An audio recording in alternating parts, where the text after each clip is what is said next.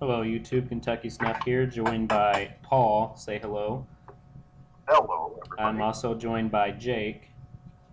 Hello. And I'm also joined by a mutual friend of ours, Daniel. Hello, peoples. And today we are doing a review of Old Mill Artisan Snuff, Moulin Rouge. I've already had this before. Paul has not, so this will be his first time. Popping the cherry, haha. I unfortunately don't have any, so I am indulging in. So what do we do again, Michael? Moulin Rouge. See if I can find mine.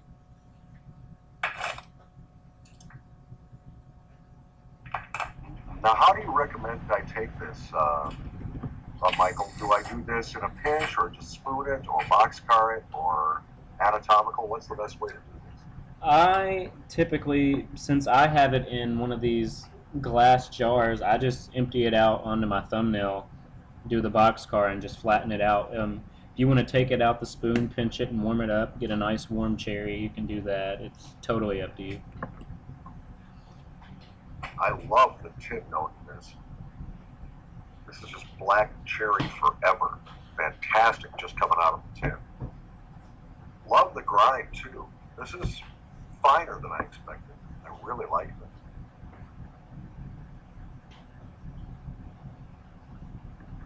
Yeah, that's beautiful. I'm sorry, man. I can't wait. I got to do a picture of this like All right, let's now. go.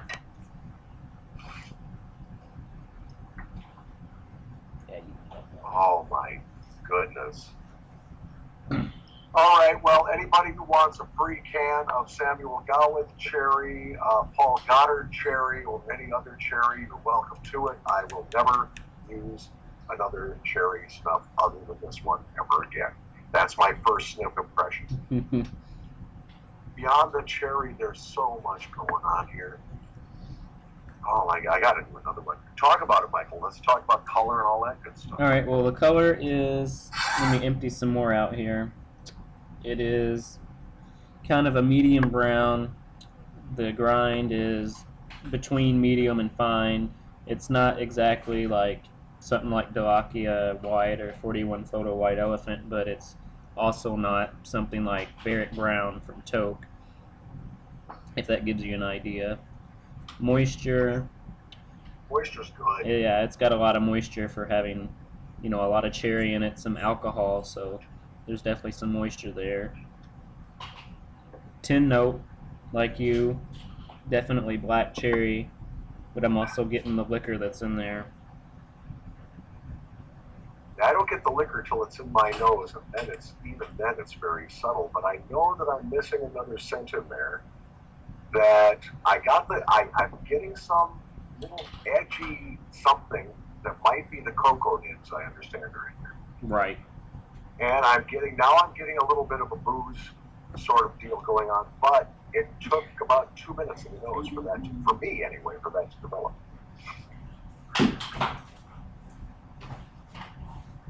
Now, in some ways, this reminds me very much of the grind of some toasts I've had. Right. I'm thinking this is kind of similar to the same. It's almost the same grind to me as London Foot from Sir Walter Scott's. It's a real similar grind. It is dusty on the fingertips. It does not pill, but it adheres to the fingertips. It's sticky. Oh yeah. On the fingertips. It doesn't pill. When I pinch my fingers together after dusting the snuff off of them and then separate my fingers rapidly, there's a slight pulling sensation or stickiness, a little tackiness to it. And I suspect that's from the moisture. No, I will say this, just wait till you get the Backdrip. I don't like the Backdrip on this one. Well, I tell you what, in order to motivate that Backdrip, I'm going to just take a gargantuan pinch, because I've taken 4 or 5 smaller pinches while we've been sitting here, and I'm really not getting anything of a Backdrip. So I'm going to grab a double apple seed here, and I'm going to really muff it up and see if I can force a little Backdrip and see how bad it really is. For me, it's terrible. For me, it's among one of the worst Backdrips from an Old Mill snuff. I don't get much Backdrip from it, though, to be honest. But are you taking real small pinches, Jake? Or No. Medium size. You probably don't do as much in succession as I do either, Jake. When I hit this snuff, I hit it hard. well, it'd be easy to do because this is really delicious. And it's deceptive because it starts out just being a black cherry and then all hell breaks loose flavor-wise, aroma-wise. It's pretty incredible. I'm going to do another great big pinch. Oh yeah, there comes the back. Here comes the back. There comes the back drip. Oh, pardon the noise, but my gosh, it's a nasty one. I've had worse. Well, there's something in it that just rubs me the wrong way when I get the back drip. I don't know. Your mileage may vary, I guess. I guess, but wow. Oh, that's impressive. Now, how's the permanence or the persistence of this? Persistence Michael? for me, if I can ever take my nose out of the tin, or the jar, I should say, it persists, I think, for quite a bit compared to a lot of other fruity snuffs. Like, let's take Toke, for instance. They have really nice fruit-flavored snuffs, to me, but they don't last very long. This lasts quite a bit. I think here in 10 minutes, if I were to not do this anymore, it would still be persisting in my nose. Yeah, this is one that I will have to be very careful of. Not that I don't think there's a lot of vitamin in this, but this is one that I'll have to be careful of because I can sit and spoon this up my nose all day. It's almost like eating ice cream or something. You just want to keep spooning it in. Right. I like it off a spoon. I like it better pinched. I think pinching this is a really good idea. It liberates some of those flavors. Wow. Off the spoon, it's a little hard, and I sniffed it too high. Oh, brother. Crazy squinty. Yeah, there's kind of a funky side aroma to this that I really am having trouble identifying, Michael. It kind of reminds me of like a Tootsie Roll. Kinda Black like. cherry Tootsie Pop? Yeah. Kinda, yeah. Yeah, I see that. Or like the fruit-flavored ones that they have, not the Tootsie Pops, but the little, the fruit-flavored Tootsie Rolls. What are they called again? Yeah. Jolly Ranchers. No, that's... No. No, Tootsie Midgies or something. Yeah, something like that. Yeah. Oh, but you're right about the Backdrip, brother. Yeah, that's how I feel about it too, Jake. The Backdrip is, but it was the most appropriate comment because I'm doing that too. Yeah, the Backdrip is pretty tough on this, and that's going to make me knock it down a point on my scale, and that's too bad because otherwise this would be a 6 out of 5. Right. Everything about this stuff is beautiful until you get to the Backdrip. And the Backdrip is almost painful. That's not going to stop me from using it, however. I love this. Well, that's my contribution, Mr. Kentucky Snuff. I think this is a great scent, great aroma, very complex. I love Toke's Black Cherry. I absolutely love Toke's Black Cherry. I will choose this over the Toke product for persistence, for complexity. However, Toke doesn't kill me in the Backdrip department the way this could. Yeah, this is going to hurt. So that's what I got. Yeah, I think I feel the same way as far as the score goes. If it wasn't for the Backdrip, this would be among my other 5 out of 5 snuffs that I've reviewed. This works well if you double bump it with limoncello. I will say that. Well, I think this would be a wonderful snuff to add a cherry, complex black cherry scent to anything. You know what I'm going to do? I've got a very neutral snuff here. I've got a tin of Viking Blonde in front of me. And I'm going to chase this with a little pinch of the Viking blonde just to see how that works. I think it's going to be very nice, but I might be dead wrong. If I could find my blonde here, I would do it. I think it's here in front of me somewhere. No. Nope, bad idea. Don't do it. Bad idea. Bad idea. Don't do it. Oh, you're really lucky bad. because I almost found it. I was like right there on it. No, you're lucky. What it does when I took the Viking blonde in on top of Moulin Rouge, it's driving that backdrip even harder. It's like it's like opening the tap. Jeez.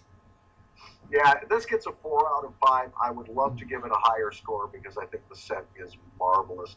Nose feel is great. Texture and moisture for me are perfect. Oh yeah. I love this, and we get to the backdrip. It's almost like, to go back, Moulin Rouge is a very famous play as well. It means red mill in French.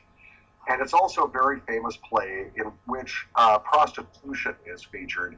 To me, the backdrip is like having to leave the money on the dresser when you're done with making love. It's the price you pay for enjoying everything that comes before. It's a price I'm willing to pay, but I'm going to take this in very small doses to avoid the backdrip. Oh, man. Good, though. Oh yeah. Yeah, I actually powered through this. I probably have maybe a third left of what was in this jar. And that's on top of my heavy use of mild lemon, my heavy use of limoncello, my heavy use of HDT, so... Right. I have to tell you, on your advice, I bought the largest tin available of this from Old Mill.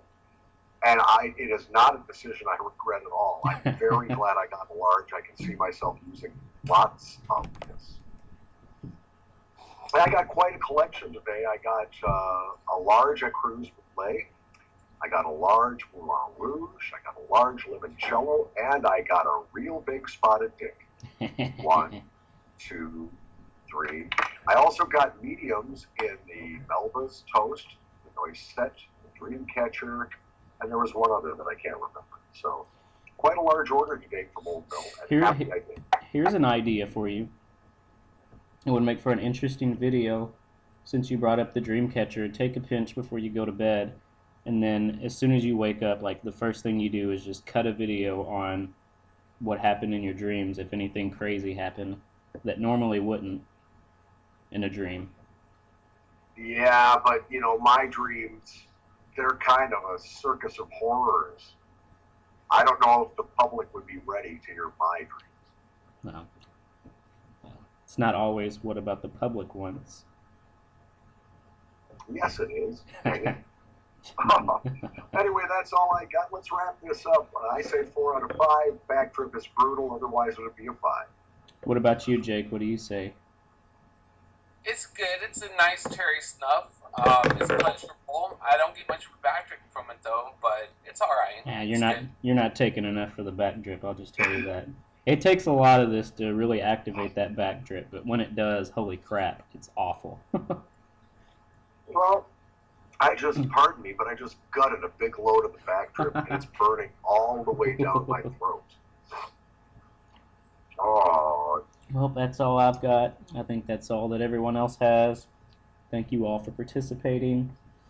You're welcome. Once again, it's been fun doing these collaboration reviews. I don't think there's anybody else out there that does it like that. So. Well, we are indeed pioneers. Oh, that backdrip. Oh, my God, that backdrip. Oh. Well, YouTube, thank you for watching. And Paul, thank you for being a little bitch about the backdrip, because I'm the same way. All right, guys, thank you.